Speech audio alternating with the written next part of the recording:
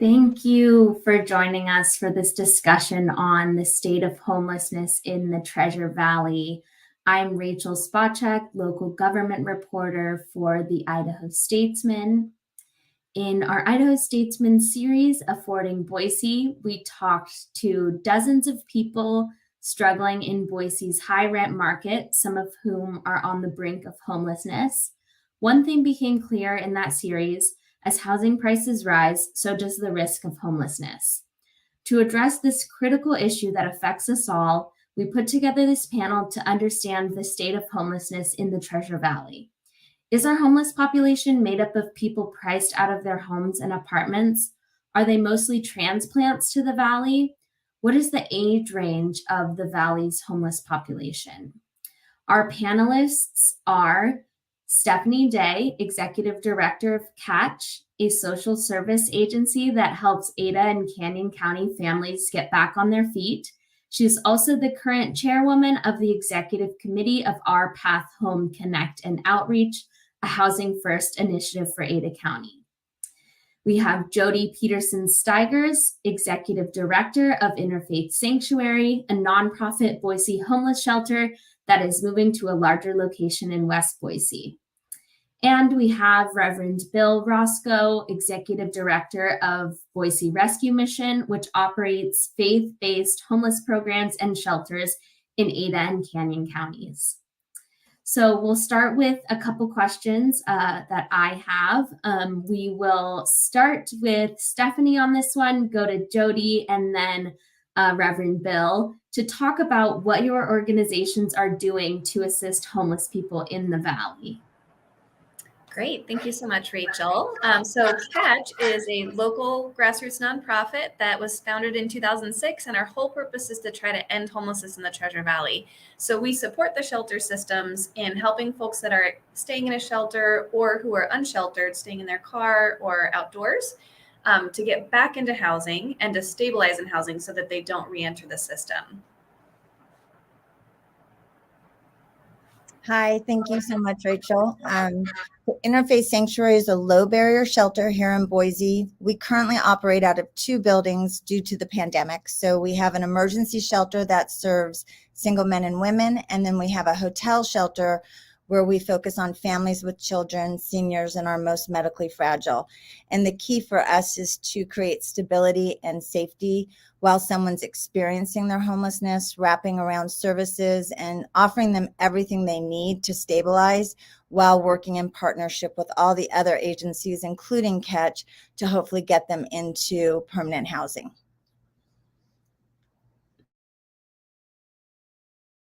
Well, we have the Boise Rescue Mission has 4 shelters in the Treasure Valley, 2 in Boise and 2 in Nampa. We have in Nampa the Recovery Lodge for homeless people being discharged from the hospital. And in Nampa and Boise, we have Women and Children's Shelter, as well as the Men's Shelter on River and 13th Street. We also have about 52 units of transitional living apartments that are for people who have gone through other programs at the Rescue Mission so that they can get that next step back into the community, out of the shelter, and have time to work, save their money, and be ready for independent living. Great. And my next question is, what made each of you decide to become this resource to homeless people in the Valley? Let's go to you, Jody, first. Hi. So mine's an interesting journey. I originally worked with Interfaith as a volunteer. I very much loved their mission and how they kept families together. And so I kind of created fundraisers, created programming for the guests inside the shelter, and also worked on other things throughout the community. And then in 2006, my mom was diagnosed with cancer and passed away 7 months later. And a year to the date of my mom's passing, my dad had what's called a psychotic break. And this kind of threw me and my 2 sisters into a world of trying to navigate mental health. And he had 3 loving daughters, and he had extended health care. He had a home. We had everything we needed to keep him safe. And yet the system just did not allow us to do a great job for him. And when he passed away in 2014, I came back to Boise and really started to recognize those people who were experiencing homelessness, who were maybe not even utilizing shelter, were very much my father, and they didn't have family or support or access. And so I pivoted, and I wanted to take what I'd learned from my experience with my father and bring that healing to our community. And so I stuck in there with learning, and Interfaith Sanctuary invited me to kind of bring my learning into the shelter, and I've been there ever since. Reverend Bill, let's go to you next. Well, when I became a Christian in 1976, I started volunteering at the local rescue mission, and soon I was addicted to the rescue mission. I saw that, in my opinion, the work that the rescue mission was doing there and what we're doing here is really a prescription for resolving homelessness in the lives of people by bringing them into a relationship with God, helping them to understand that God loves them, that there is hope in life, that God has a plan for every one of us. And as I saw that unfolding at the rescue mission and I became more involved as a volunteer, I felt God calling me, frankly, to serve at the rescue mission. And when the opportunity was presented to me to join the staff, I threw my hat in the ring. And much to my surprise, they hired me. And I've been at Rescue Mission Ministry now for 30 years. And Stephanie, what about you?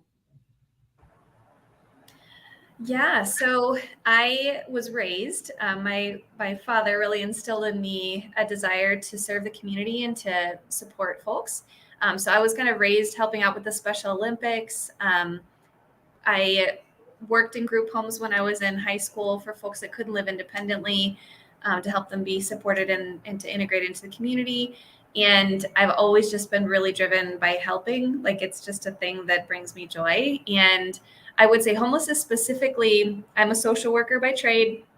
Homelessness specifically, I did some volunteer work in college. And one of the efforts that we did was going into urban communities in Ohio, and helping out with whatever was needed. And one of the ministries I went to in Dayton, Ohio, was working with folks experiencing homelessness. And it just, like, some kind of connection is there. And I just deeply, deeply, deeply feel privileged and honored to get to work with people that are beautiful, beyond compare, and who typically are not necessarily viewed that way by the general public. And just getting to, like, be a part of their lives feels to me like a privilege. Okay, so now we're going to go into some reader questions. Our first question is from Dana in Boise, and she wants to know how your organizations work together. Let's go to Reverend Bill on this one first.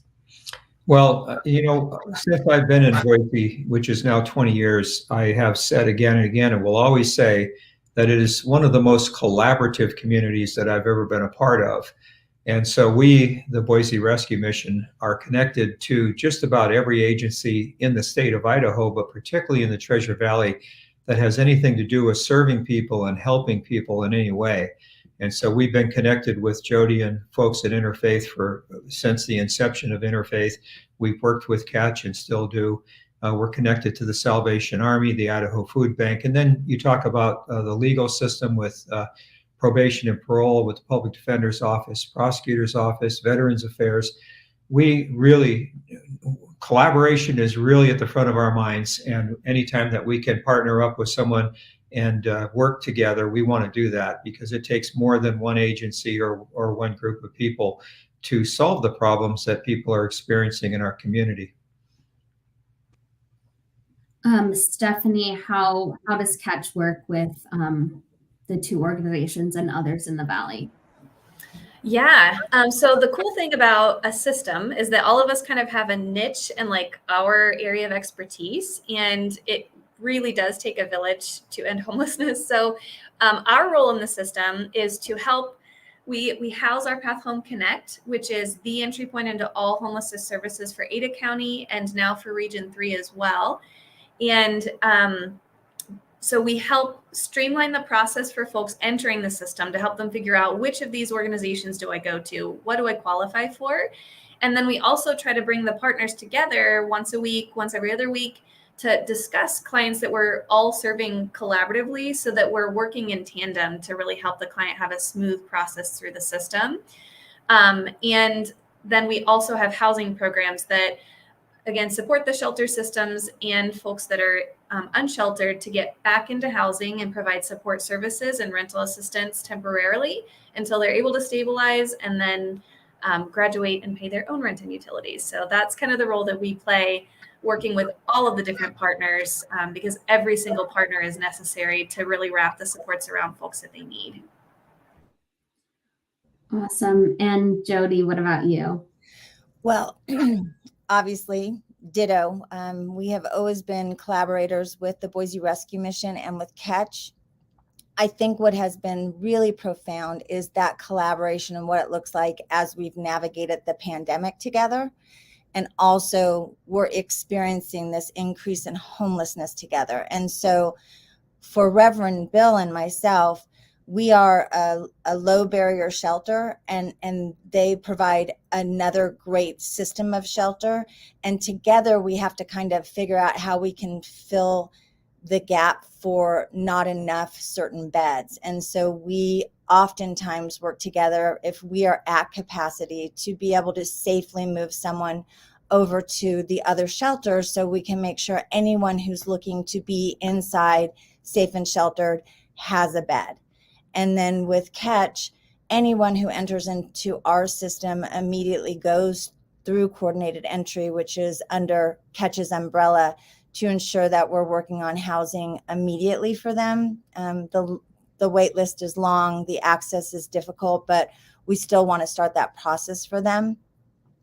And then on top of that, the collaboration with the hospitals has been a really interesting growth area for us because of the pandemic. And so one of the beautiful relationships we've developed is that person who is currently in a hospital that's not sick enough to remain there, but is truly too sick to release back to the streets or back to a shelter. With our hotel shelter, we do direct intake from the hospital, and we're able to continue that care for them, bring home health and sometimes hospice directly to that hotel room. And it's really lifted up the dignity, care, and improved the overall quality of health for our most medically fragile, and also, those who are experiencing end of life. And so those are the kind of relationships that have grown from these past 2 years that we're fighting so hard to make sure that we can continue with the collaborations and improving programming in that realm. And our next question is from John in Boise, and they wonder what the typical profile is of a household that is homeless, an individual that is homeless. Stephanie, let's go to you first on this question. Sure. So because we house our Path Home Connect within Catch, we do have data. So we collect data on every single household that is entering the system. And the short answer to that is there really isn't a typical. But what I will say is generally folks that have lower wage paying jobs are the ones that tend to fall into homelessness when the housing costs are so high. So a lot of the folks that we work with are making $12 to $14 an hour. And just cannot afford the housing market. But in general, there's not really a typical, it's across the board. You've got folks fleeing domestic violence, you've got the elderly, you've got kids transitioning out of foster care, you've got someone who's been renting for 7 years and their unit has been sold by the owner and they can't find another place they can afford. So it's really all over the map. And Jody, let's go to you on the same question. Yeah, I mean, definitely agree with Stephanie.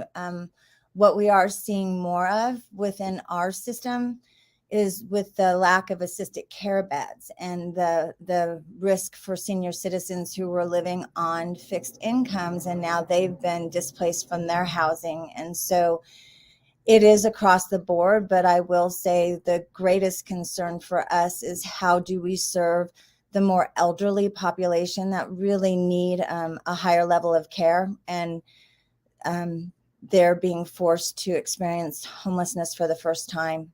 We are seeing a lot of first-time homelessness exactly for the reasons that Stephanie said. It's the housing market within our community and the low-paying wages, and also access to really a good transportation system that opens up more opportunities for people. But it is babies up to grandparents. It's everything in between. No one's really immune to possibly experiencing homelessness. Mm-hmm. And Reverend Bill, what is the typical profile of a household or individual who's homeless? I'm going to say amen to what both of the ladies have said.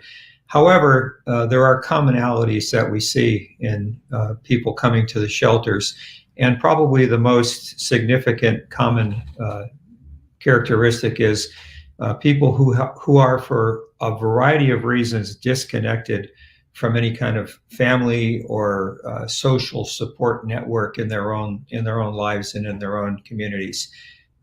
Those are the folks who end up coming to the shelter because there's nowhere else to go. You know, we're the last stop off the street into the shelter. But certainly, it's across the board. We see people from every walk of life and all ages, and everything that has been said already is certainly true. And we see and experience that same thing at the Boise Rescue Mission. Mm-hmm. And John had a follow-up question that I thought was interesting.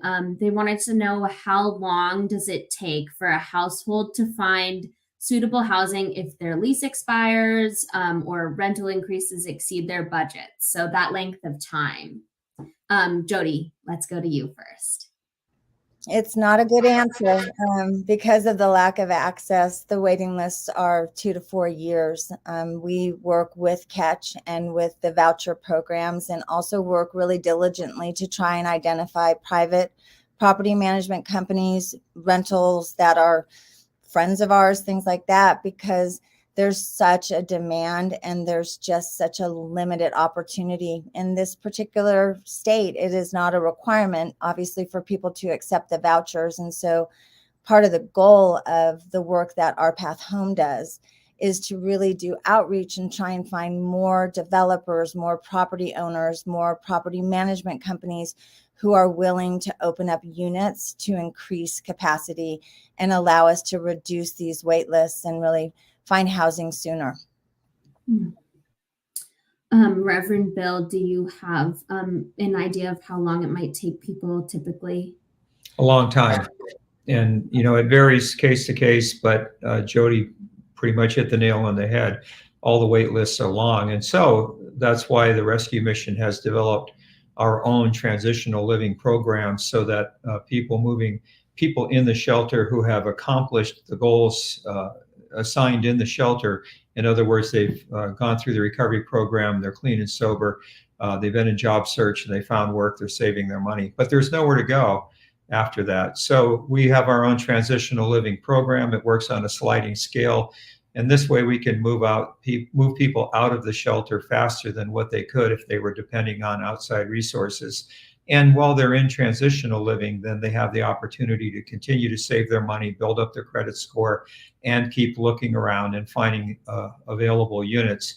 And I do want to give a plug to some of the local developers here who are doing the best they can, frankly, to create some more low-cost housing. Caleb Roop and Tommy Alquist in particular have partnered up, and they're really working hard to develop some affordable housing in the Valley. And we ought to all get behind that effort. And Stephanie, anything to add to that? Yeah, the only 100% echo what Jody and Reverend Rasco said. The only piece that I would add to that is that for our housing program to get families with kids back into housing, families have typically experienced homelessness for about 2 years by the time they come up on the wait list, because the wait lists are so long. So our goal as a community is to really reduce that to 2 months. But right now for a family, it takes about 2 years to get connected to a housing program. And then once they're in our program, it's taking 4 to 5 months to find housing typically. But yeah, a very, very long time. Okay, and the next question comes from Rachel in Boise, and I promise it's not from me. It touches on kind of what Reverend Bill and Jody both mentioned. She wants to know, what should we know about the history of housing and development in the Treasure Valley to make sense of this current situation? Reverend Bill, let's go to you first. Well, I don't know much about history. I've only been here 20 years, but I can tell you about current events. And the fact of the matter is that this state is experiencing growth like we've never seen before, and like we don't see in most states across the country. And with all of the influx of new people coming into Idaho, and particularly into the Treasure Valley, and most of them coming here with some pretty good resources, having disposed of property in other states, it has driven up the housing market and the pricing, and it has also driven up demand. And so it's really hard to find a place to live. Even if you have income and you have a down payment on a house, you still have to wait quite a little while, because they're building as fast as they can and still not keeping up with the numbers of people looking for units. Now, there's a lot of units under construction, and those are going to take care of the majority of the people out there who are coming here looking for housing. But again, it's not going to make much of an impact in the lives of people who are coming out of homelessness and trying to regain their footing in the community. It's going to still be a struggle for a lot of people. And so in this fall, we're going to open up 60 more apartments in Boise in our transitional living program. And we look forward to being at least able then to have 60 more families find a good temporary place to stay for however long that takes, until they can get into mainstream housing. Stephanie or Jody, did you want to add to that? Yeah, so I did a little bit of number crunching, and this is kind of the way that I think about what's happened recently, because 2020 on is a different world that we live in as far as housing goes as a community. It's been like the housing market has been tightening over years. I've been here for the last 14 years working on homelessness in the Treasure Valley, and it's been progressively getting worse. But even prior to COVID, there were 2-year+ wait lists on actual, like, official affordable housing. So we already did not have enough affordable housing before COVID. And then the last couple of years, we've seen tremendous growth, as Reverend Roscoe was talking about, have the highest inflation of housing in the country right now. And so what happened was a lot of the folks that there were unofficial affordable housing. So maybe somebody owned 1 or 2 rentals that they were willing to rent at below market rate to our folks to make them affordable. Almost everybody that owned a rental sold them in the last couple of years because the value of that home went up so much. So they were able to make, hundreds of thousands of dollars on that sale. What that means is now the mortgage on that home is $200,000 to $300,000 more than it was before. So the rents are $600 to $700 more than they were before. And so we've been losing our affordable, like the informal part of our affordable housing sector. So in about 5 years ago, our families who generally are renting the cheapest units that we can find in the community, they were paying about $650 a month in rent. Now in Ada County, now they're paying $1,027 on average. And in Canyon County, they were paying about $535 5 years ago, and now they're paying $1,008 a month. So our families, like they were 5-6 years ago, generally making minimum wage, $7.25 to $9 an hour. Now they're making $12 to $14 an hour. But for a single parent, if you are making $15 an hour, let's say, at a job, you're maybe netting $2,000 a month. You need a $600 unit to make that affordable for you. So the housing market has skyrocketed, and incomes have increased a little bit, but not at the same rate that that housing has. So we're kind of in this Bermuda Triangle, if you will, of housing things coming together to create a super low vacancy rate and super high absolute rent rates. Absolutely. Jody, did you have anything you wanted to mention on housing? Yeah, I think looking at the history is really important, because basically our history has defined where we are today. And a lot of that has to do with planning and zoning and the way that our community, our government, our leaders are setting up our community to openly accept all the necessary types of housing for all different levels of socioeconomics. And so what I have seen, and obviously have seen quite a bit in the last year and a half, is conversations around not wanting this in our neighborhood.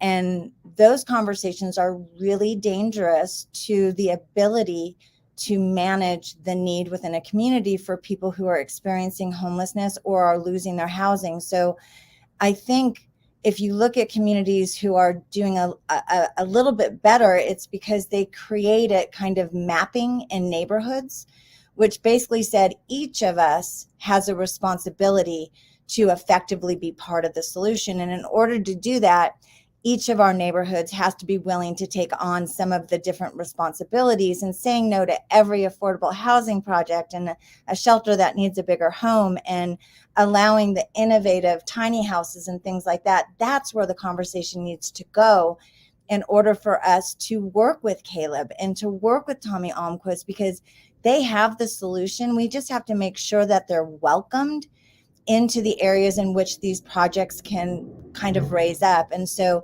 it's about really opening up dialogue about how we do this together. And it's not okay to not feel like all of us need to be part of the solution. We do. That's how communities take care of each other. Mm-hmm. And that segues really well into a question from Megan in Nampa, who wants to know, whose responsibility do you each believe it is to help solve the housing crisis in the Treasure Valley? Is it government, corporate employers, nonprofits like you guys' alls? Let's go to Stephanie first on that. Whose responsibility is it, and what roles can each of those play? Yeah.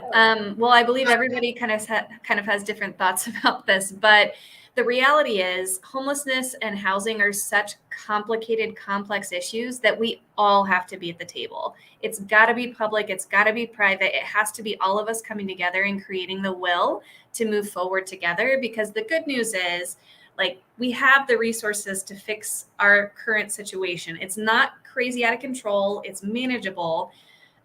We have resources to be able to do it. It's really just about, do we have the will to do it together? So yes, like, every single partner has to be at the table. The government needs to be at the table. The private community needs to be at the table. Corporations need to be at the table. We won't get this done unless we do it together. And Jody, you kind of mentioned your thoughts on this already, but anything else to add on how everyone can play a role in the solution? Yeah, I mean, exactly what I said. It's obviously, it's not on one person. I do want to call out the city of Boise, who takes a tremendous lead in every aspect of our homeless issue.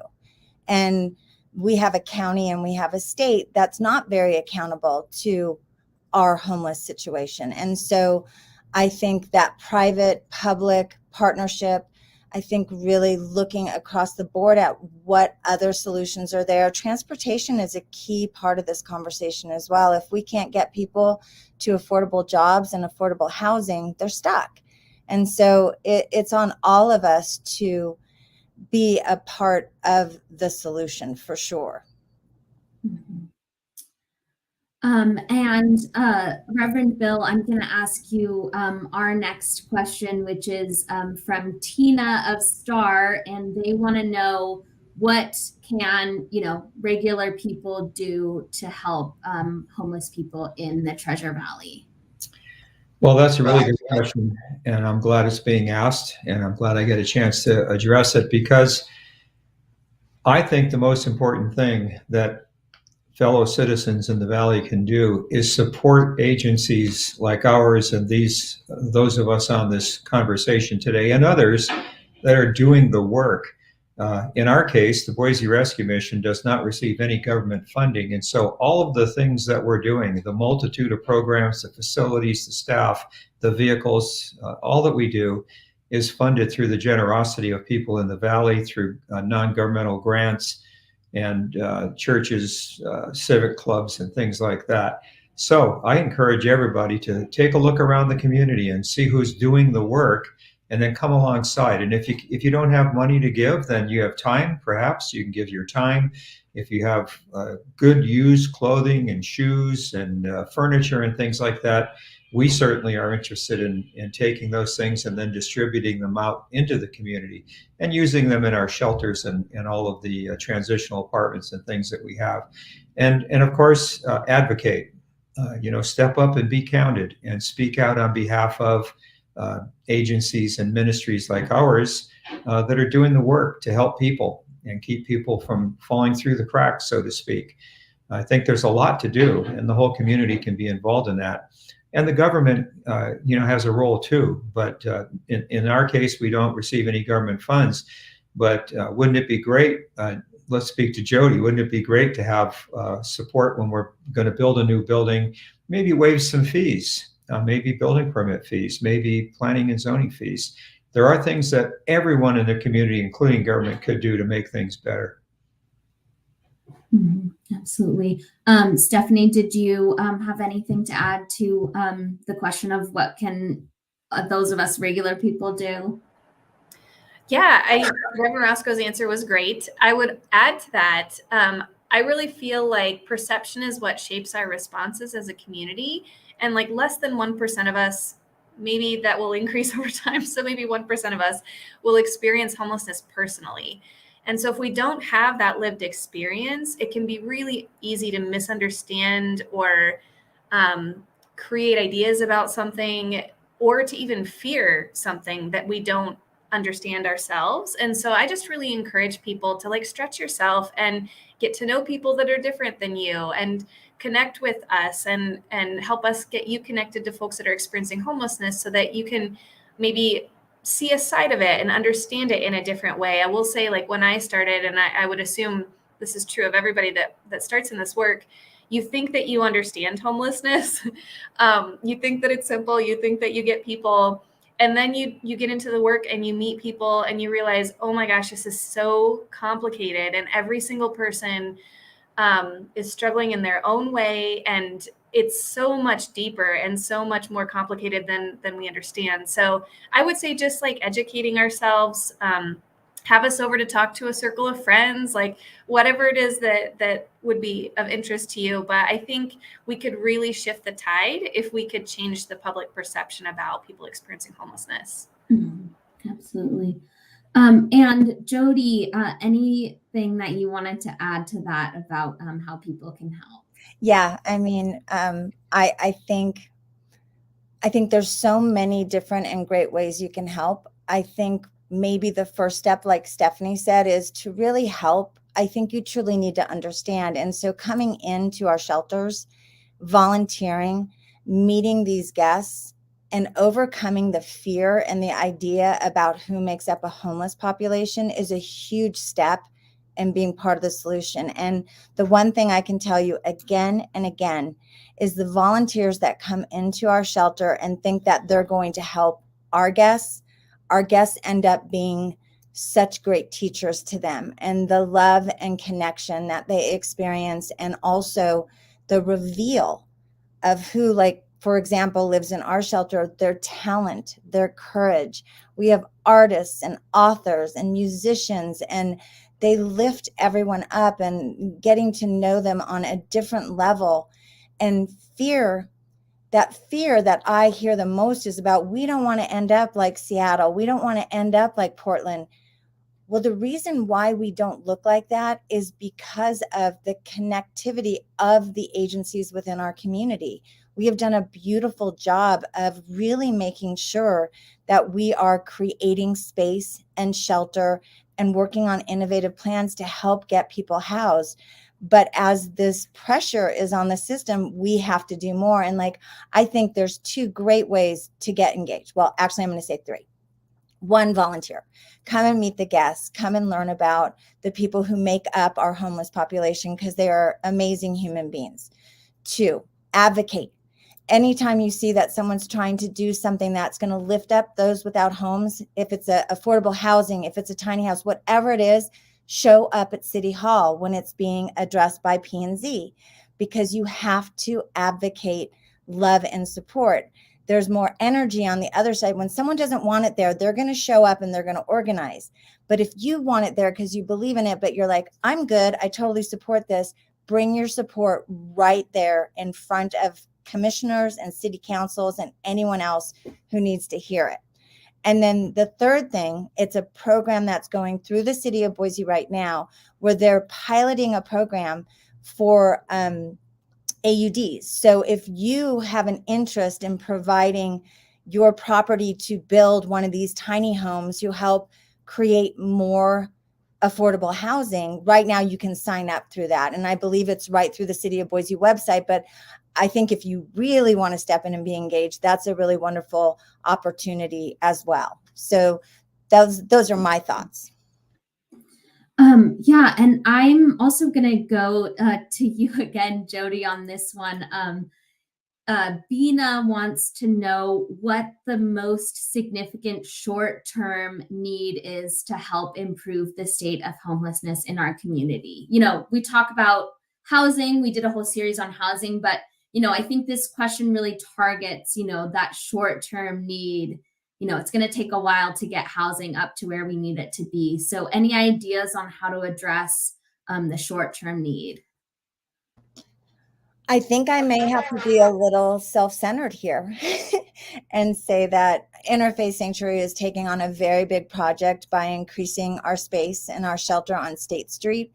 And for us, getting engagement from the community to help us make sure that we build this shelter in the most beautiful way possible, because the reality is people stay with us for a very long time, and we want to create a really safe, stable space that is very trauma informed. And so that's a project, that's an exciting project that right now we're looking for people to get involved in fundraising and helping us to make this a reality. And so that's just one thing that I can say that we need. We have immediate needs every day at our shelter, and so does everyone within the agency serving homelessness. So I'm going to put that out there.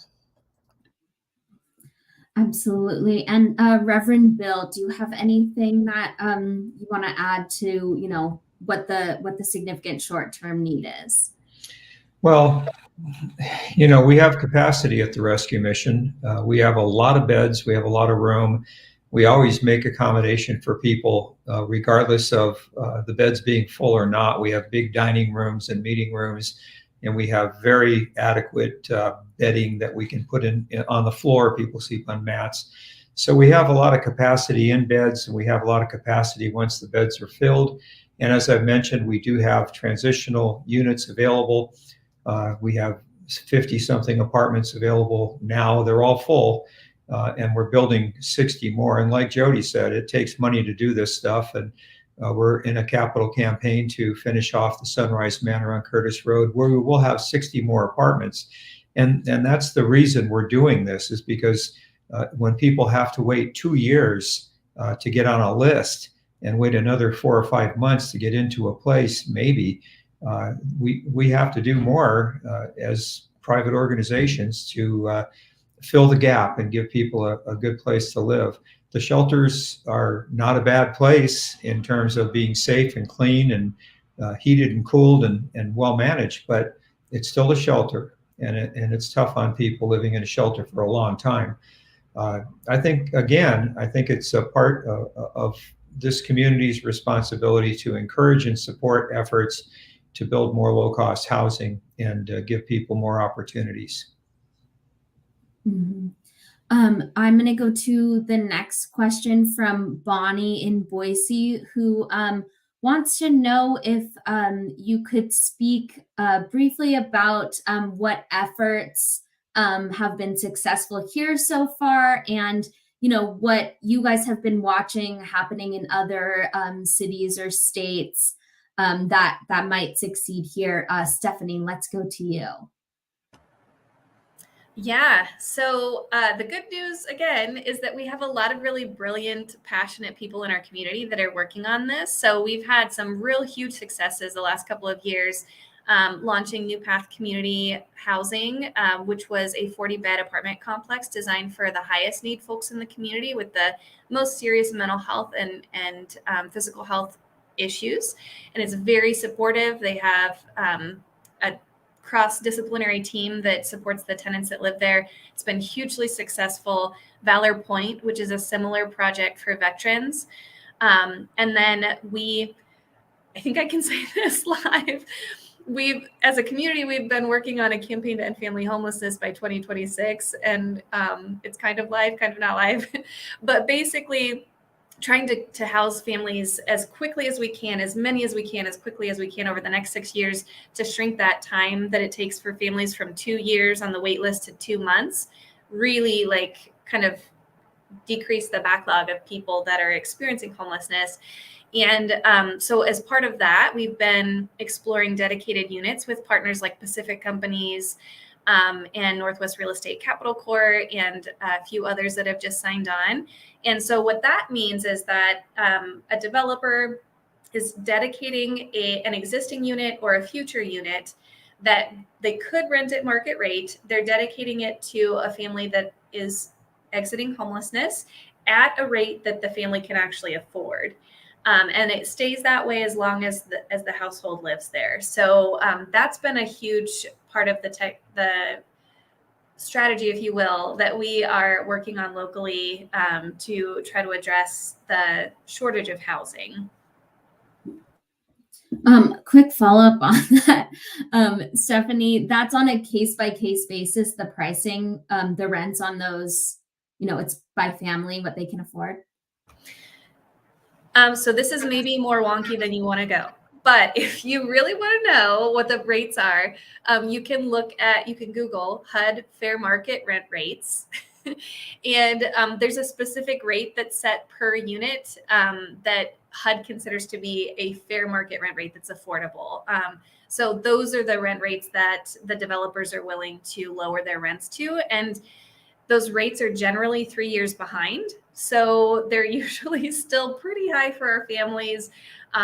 But with the way that the market rates have increased anyway, we're talking about them potentially sacrificing like $400,000 or $500 a month.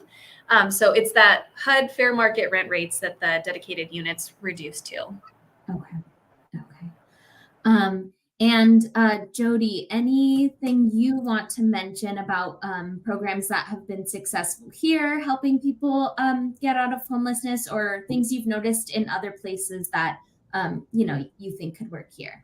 Yeah, well, first I want to address the design of the new shelter was taken from programming that's actually in San Francisco County. It's a housing first shelter approach. And what that means is that when we open the doors to this new shelter, our guests can stay with us 24/7. And at our current location, because it's so small, 10,000 square feet, and we're serving so many people in there, we don't have capacity to allow people to stay in during the day unless they're in our programs. And what happens is that forces people out onto the street where the crisis begins day after day after day. So we have really created what is a stable, informed shelter where people can have access to bathrooms, showers, computers, supportive services. Catch will actually even have a satellite office there. We'll have medical there. So the key pieces of creating space that allows a neighborhood to stay safe and our unhoused population to stay safe is really having the space, the services, and the programs to keep people close and to help move them through whatever they need to get to that housing option. The second thing that is happening within our community is with a nonprofit called LEAP. Bart Cochran is the executive director, and basically what they're doing is they're working with faith leaders who have land where their churches are. This is a really beautiful way of seeing affordable housing raise up. The churches basically work with LEAP to create a leasing program.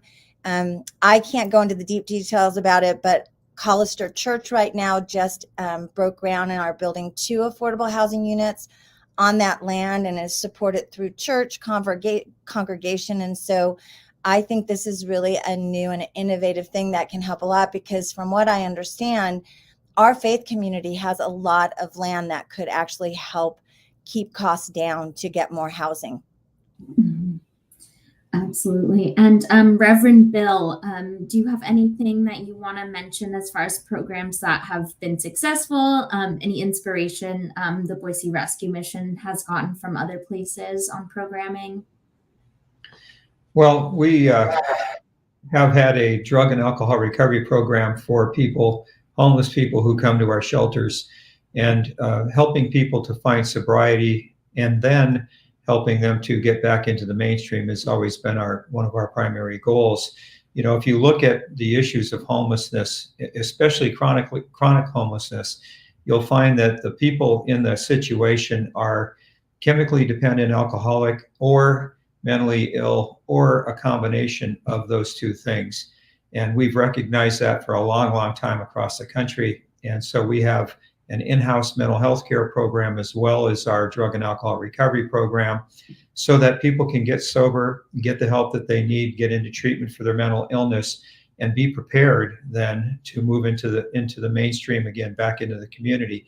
And frankly, we've seen 500 people or more every year for the last decade who have come into our rescue mission homeless, primarily because of drugs and alcohol, and be able to find sobriety, get help with their untreated mental illness, and recover to the point that they can go to work, save their money, and move into the community. Now, that's harder and harder because of the housing shortages that we've been talking about here all this time. But nonetheless, I think you have to address these problems that people have in order for them to be able to really live successfully, whether it's in a subsidized apartment, or whether it's in transitional apartments, or whether it's buying or renting a home on their. It seems like we may have lost Bill there for a little bit, but I'm gonna move into another question that we kind of got 2 of these questions. One from Melissa on Facebook. What about some legislation to curb the tremendous rent increases that are occurring each year for low income seniors and disabled? And then that kind of goes into a question I had written down from Savina in Boise. How can we control rent increases in the community? So any thoughts on legislation, and then maybe other ways to control those rent increases? Stephanie, let's go to you first. Sure. So I will say all of that conversation about legislation would need to take place at the state level, because the state actually holds a lot of power over what local municipalities can do. And generally, rent caps, like anything like that, would be something that the state would not allow, and the judicial system right now would not allow a local community to do. So probably our best bet, unless things were to change at that level, would be to work on incentivizing folks to create affordable housing. So I've heard of communities that, like, if people had a Verbo or an Airbnb unit, paying that person a subsidy to actually rent it as a regular rental. And that seems to have worked really well in some communities.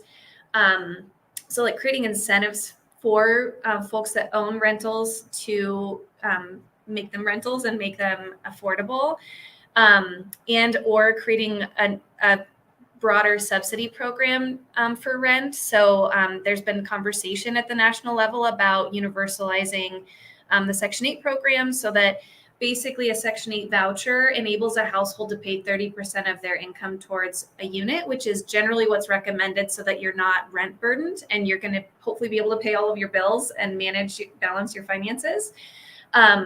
And so if rents are going to continue to increase, like potentially expanding the Section 8 program so that more folks can stay in that 30% of their income range. But legislation would be very difficult at this point. Jody, do you have anything you wanted to add about ways to control the rent increases in the area? I have one word: vote. We have to change the conversation within our state system. And to do that, we have to get leaders who are actually having this conversation with us. This is because it's regulated at the state level, it's essential that we find a way to have this conversation and create the legislation that allows us to be more effective in keeping people housed. And so I agree with Stephanie. I think on one side, if you can create incentive and really create a community of people willing to step up and hold down those rent rates and allow that Section 8 housing. But looking forward, we need to build a state government that is thoughtful in the way in which they're taking on and willing to take on these conversations. It's not okay to just be like, nah, that doesn't work for us, because it needs to be a statewide movement, and then a county, and then a city. We have to do this all together, but we can't just sit down and say it's not possible because of our legislation. We have to really fight and vote and find leaders who will make this a priority so that we continue to get better at serving our unhoused population, as opposed to losing control of the growth in the homeless population and ending up like a city who didn't get on top of these things when there was still time. So vote. And Reverend Bill, do you have any thoughts on ways to control the rent increases in the community? Well, yes, lower costs. I think Reverend Bill's internet is a little wonky, but we will move into another interesting question that Jody, you kind of brought up, but Sharon and Emmett wanted to know, will Idaho consider allowing communities of tiny homes? Let's go to you first, because I know you mentioned that, Jody. Well, it's in the works right now. That pilot project is, in fact, the city is allowing a look at this project and how tiny homes and AUDs may, in fact, help improve increasing affordable housing. I know it's also in the planning and zoning rewrite. And so it is being looked at quite seriously now, which is really, it's great news. So I think what we need to do is make sure that when conversations are happening at the city level, we show up. If that's something that we believe could be part of the solution, let's show up and let planning and zoning and our city council and mayor know that this is something that we can get behind, because it will make a big difference.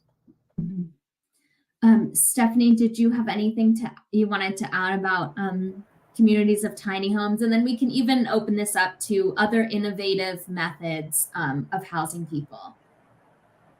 Yeah, so Jody kind of mentioned this earlier, but if anybody is interested in being a part of this pilot project, I just Googled City of Boise tiny home pilot, and it'll take you to the City of Boise page, and you can actually click on a link there to apply to potentially create an accessory dwelling unit or a tiny home on your property.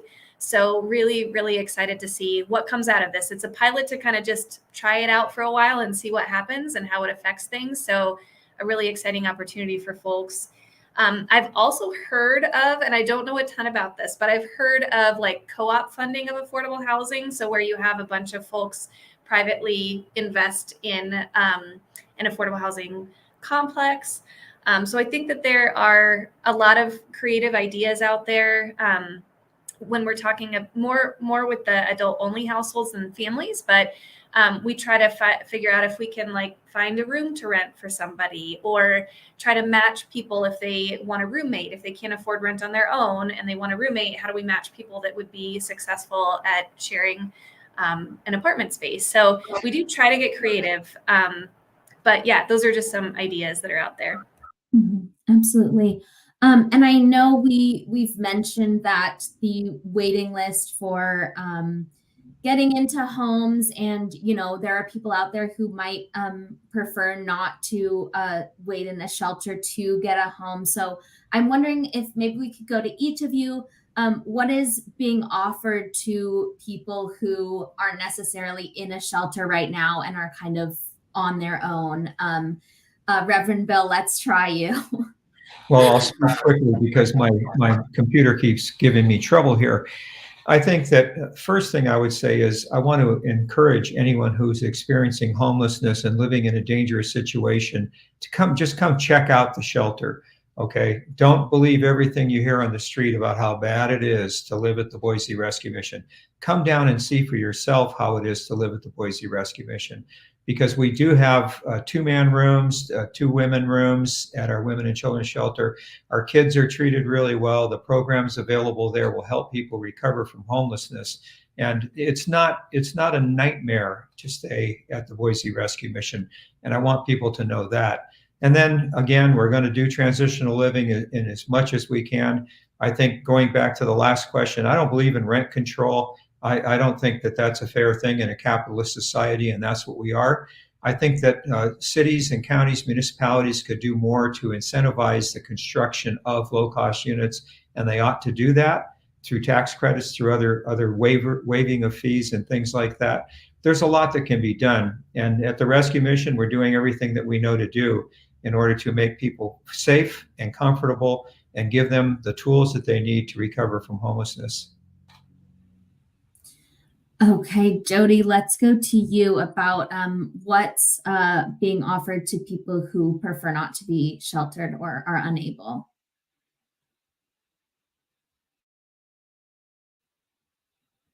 Oh, Jody, I think you're muted. Sorry. You're doing so well. There's definitely a growing number of people who are experiencing homelessness outside of the shelter system. For some, it's because they are families with children, they're single dads, things like that. There's a limit to how they can be served. And we have a waiting list at our hotel for families with children. And so they are trying to figure it out by staying in motels or living in their car. We are fortunate to have Catch, which Stephanie can talk about, the outreach program where together we all try and connect resources to these people who are currently not able to be served by the shelter system.